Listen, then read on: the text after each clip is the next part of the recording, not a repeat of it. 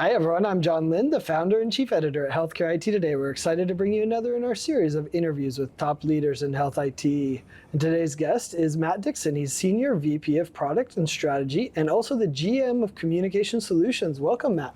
Well, thank you so much for having me. Excited for our conversation today. Yeah, so before we dive into the topic, tell us about yourself and Stericycle Communication Solutions. Well, as you noted, I got lots of roles and jobs and responsibilities. So primarily I'm really tasked with our go-forward strategy around our technical solutions, but also have ownership responsibility around our day-to-day execution. So Communication Solutions is a division within Stericycle focused on patient engagement, and we both have digital automated tools that are self-service in nature.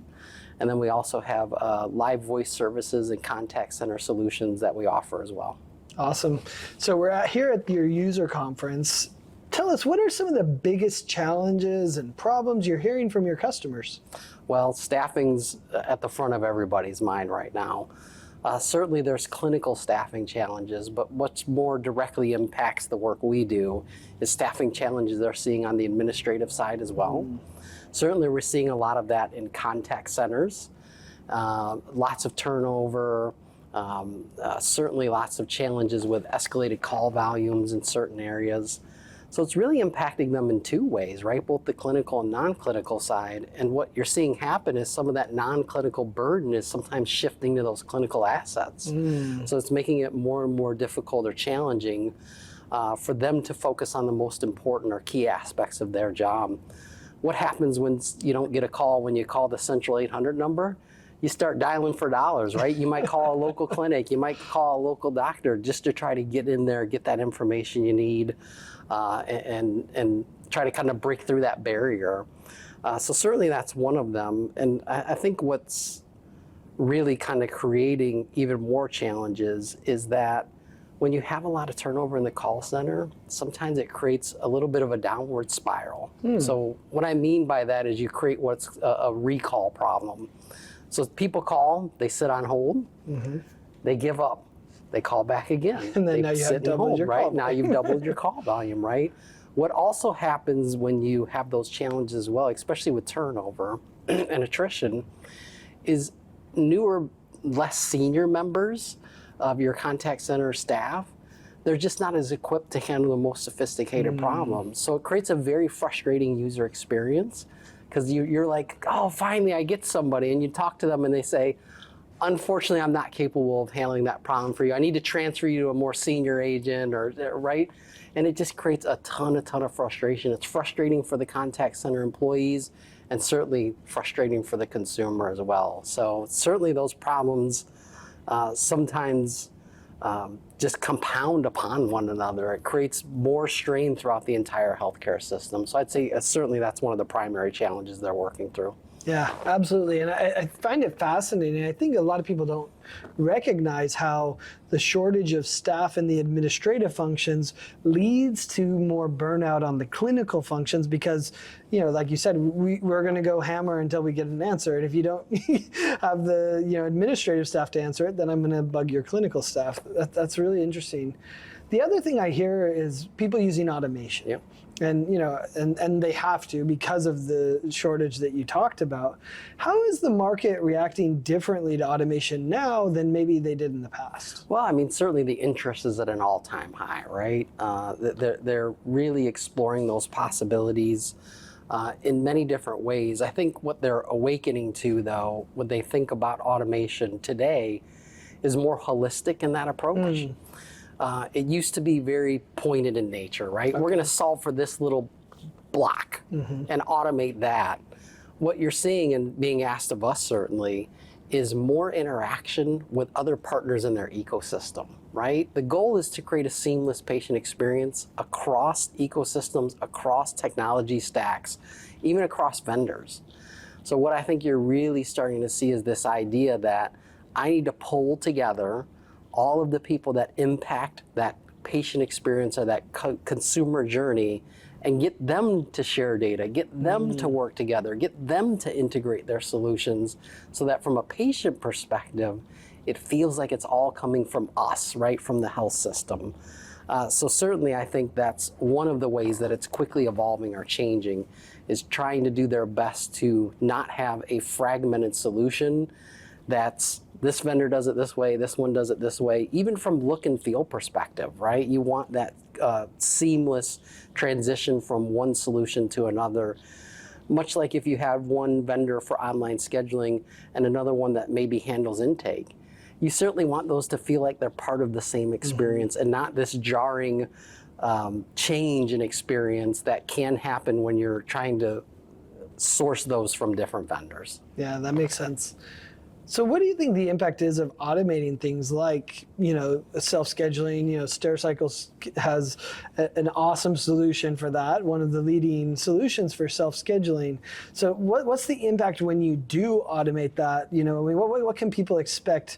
Talk about, I think it happens, from a patient experience standpoint, but also on the financial side, the automation, workforce side. What are the impacts you look at? Well, certainly ROI, right? So the more you can do without a person on your end engaging, certainly the higher the return on investment is for those particular solutions. As long as it's implemented correctly, right? Well, that's very true, right? I'll say something that's maybe a little controversial. I don't believe in the idea of a frictionless patient experience. I think the challenge, to your point, is not only does it have to be implemented correctly, we need the right amount of friction to help the patient make the right decision. And once they make the right decision upon their next steps, now that's when you create an easy, frictionless experience for them to take action, right? But all too often what you see, and I think some of the fear around this automation is people are worried that someone's just going to show up in their ER with heartburn, right? Because you made it super easy for them, right? Or these are certainly things you have to think through. The other thing I would say is it makes you more competitive. We talk about this a lot. You're seeing it, and matter of fact, one of the things we're talking about at our conference here is our third annual patient engagement survey. And what you're seeing is convenience is king. This is the number one thing people are looking at when it comes to choosing healthcare today. And if you're not offering that convenient experience, they will go elsewhere. They will look to your competitors to have that experience because that's what they come to expect, right? You and I were just talking before we got on camera here. We were talking about same-day delivery from Amazon, right? Like I can literally now go on right now and order something and it'll be here sometimes today, but at worst tomorrow. And I know exactly where it is in the process.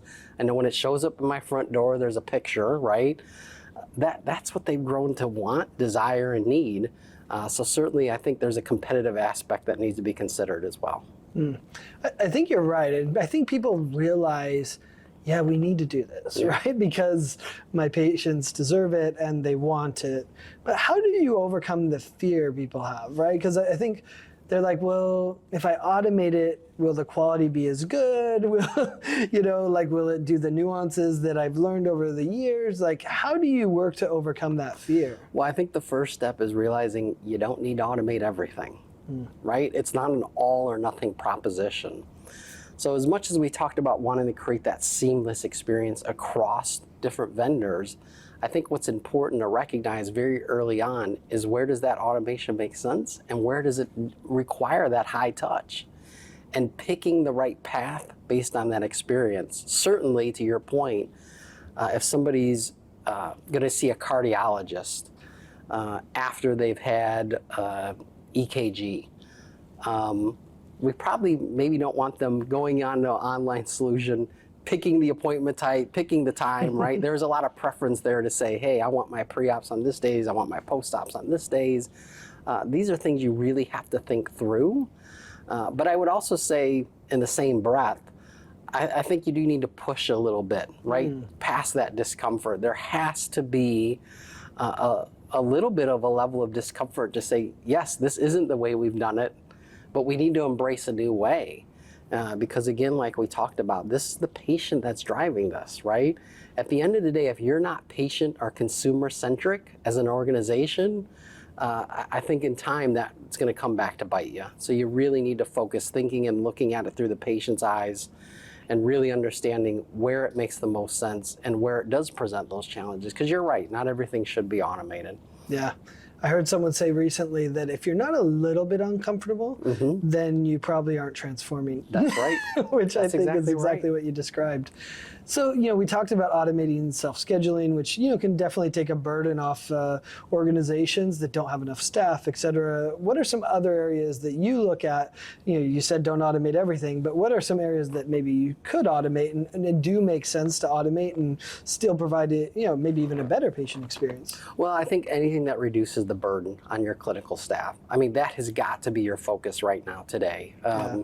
I read a study that said the number one predictor of primary care physician burnout is the amount of messages that they have to respond to in the EHR, right? These people, I would say generally, if I were to generalize in that way, these people got into medicine to make people better. They didn't get into medicine to navigate insurance co-payments. They didn't get into medicine to get pre-approvals. They didn't get into medicine to return messages that are coming that don't require their level of specialization. They want to focus on what they do best.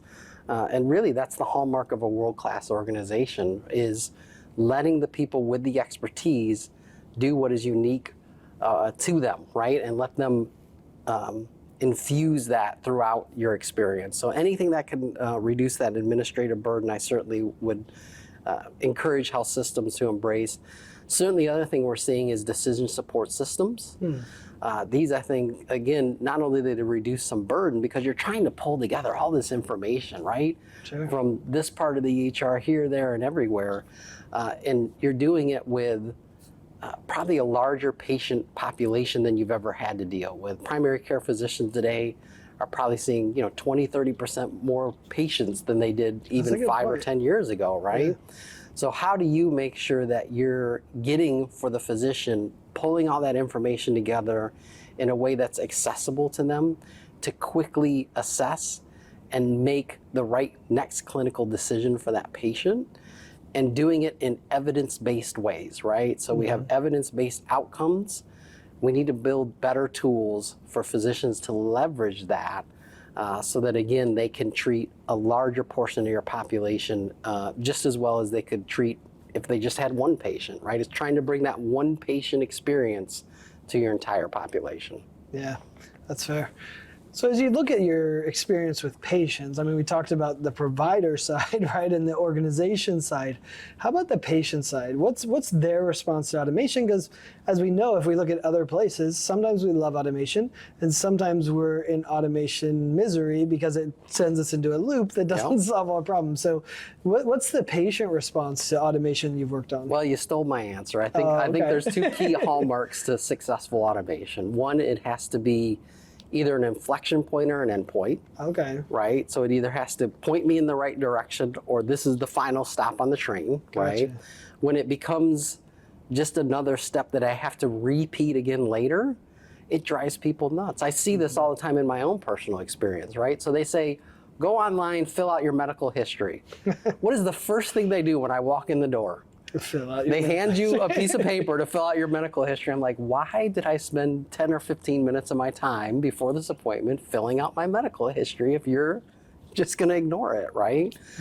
So patients, again, that's really what they're looking for, is an automated experience that eases their burden, not just becomes another step in the journey that doesn't take away, it's additive to their work, not subtract, right? So that's really what they're looking for, is those kind of experiences. Yeah, and I think it goes back to the personalization, understanding what needs to be automated and what can be automated and what shouldn't, what needs to be escalated to a human.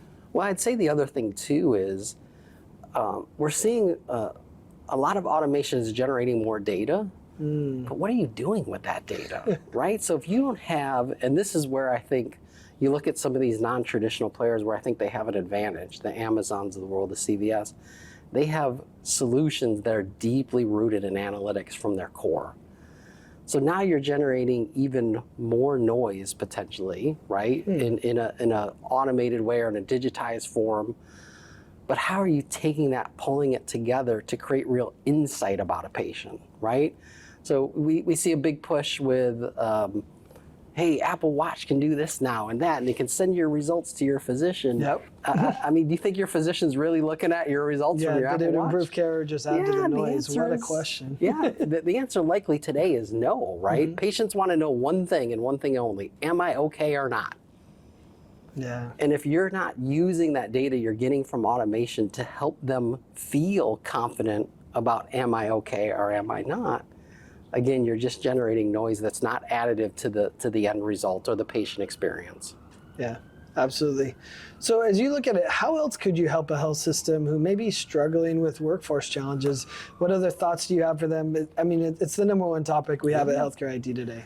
Well, I think for us, we have done some really interesting programs with some of our clients today. Things like peer support lines. Oh, interesting. Where burnt out staff can call into us and we connect them in real time to volunteers within that health system. Some of those may be clinical in nature, some of those may be their peers. Just that shoulder to lean on, right? To say, man, I'm stressed out today, right? Especially during the midst of the COVID pandemic. You certainly had clinicians practicing that probably saw more adverse outcomes in a short experience or a short period of time than they had ever seen. And certainly the other challenge there, I think, for them was, in a lot of instances, there was a lot of pushback from patients or their families too, right? To say, this is the care path you should be taking, and getting pushback around that. So certainly just having that shoulder to lean on often, I think can certainly help. Reduce some of that burnout, reduce some of those staffing challenges, reduce some of that struggle, and make those employees feel cared about, right? We spend so much time focused on how do we make our patients, our consumers feel cared about. How do we turn that same set of tools, technology, and solutions towards making your staff feel cared about? Because in my experience, and I take this approach with my contact center employees, I believe employee experience drives good consumer experience, right? Okay. So if you can create a good experience for your employees where it's easy for them to get information, they feel supported, they feel like they have what they need to do their job, that naturally bleeds over to the way you're servicing that customer or that consumer. When you make it hard for them to do their jobs, that frustration will typically bleed over as well to the consumer. So I think that's the challenge, right? Is how do you take these tools and really make for a better experience with your employees? Yeah, it's a great idea. You take care of the clinicians, the staff, and they'll take care of the patients. That's right. So, beautiful Absolutely. message. Well, thanks so much, Matt, for sharing these insights and perspectives, and how automation can help with this really important challenge of workforce. So thanks so much, and thanks everyone for watching and listening. If you want to find more great healthcare IT content like this, be sure to check it out at healthcareittoday.com or search for Healthcare IT Today on your favorite podcast application. Thanks, Matt. Thank you.